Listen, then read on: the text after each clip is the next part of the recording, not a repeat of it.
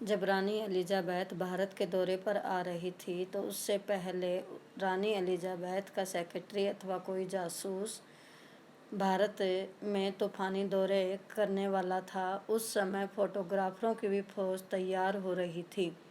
England के अखबारों की कतर ने हिंदुस्तान के अखबारों में दूसरे दिन छप रही थी, अर्थात जो खबर या जो घटना इंग्लैंड में हो रही थी या रानी एलिजाबेथ की तैयारी हो रही थी, वह सारी घटना हिंदुस्तान में दूसरे दिन अखबारों में छप रही थी।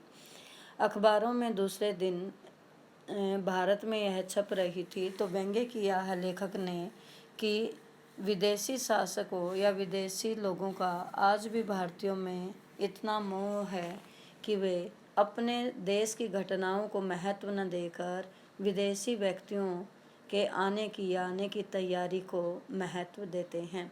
इंग्लैंड के अखबारों की कतर ने हिंदुस्तानी अखबारों में दूसरे दिन छप रही थी। कतरने पर यहाँ व्यंग्य किया है कि मानो वो टुकड़े ही यहाँ चिपकाए जा रहे थे। रानी एलिजाबेथ हल्के नीले रंग का सूट पहन कर आ रही थी, क्योंकि दर्जी को जिम्मेदारी दी गई थी कि दर्जी रानी एलिजाबेथ का सूट बनवाए। अर्थात रानी के दर्जी की परेशानी थी कि हिंदुस्तान, पाकिस्तान और नेपाल के दौरे पर रानी कब क्या पहनेगी। उसे यह भी ध्यान रखना था कि रानी की इज्जत में किसी तरह की कोई कमी न आए। रानी की आन बान के साथ साथ उसकी जीविका भी जुड़ी हुई थी। रानी की वेशभूषा में किसी तरह की कोई कमी न रह जाए, इसलिए दर्जी की परेशानी अपनी जगह बिल्कुल ठीक थी। रानी हल्के नीले रंग का सूट पहनकर आ रही थी, जिसका रेशमी कपड़ा हिंदुस्तान से मंगवाया गया था, जो करीब 400 पाउंड का था, अर्थात 5,000 का खर्चा उसमें उस समय आया था।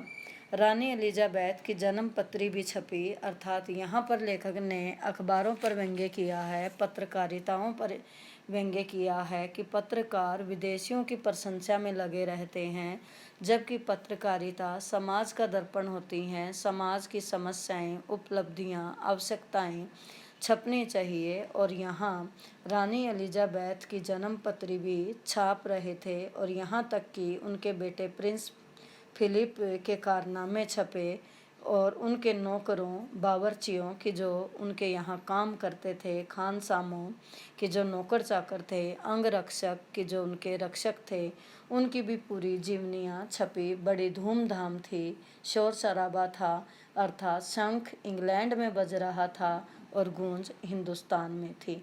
यहाँ फिर लेखक ने व्यंग्य किया है कि शंख इंग्लैंड में बज रहा था, अर्थात जो घटनाएं इंग्लैंड में हो रही थी उनका प्रभाव हिंदुस्तान में देखने को मिल रहा था।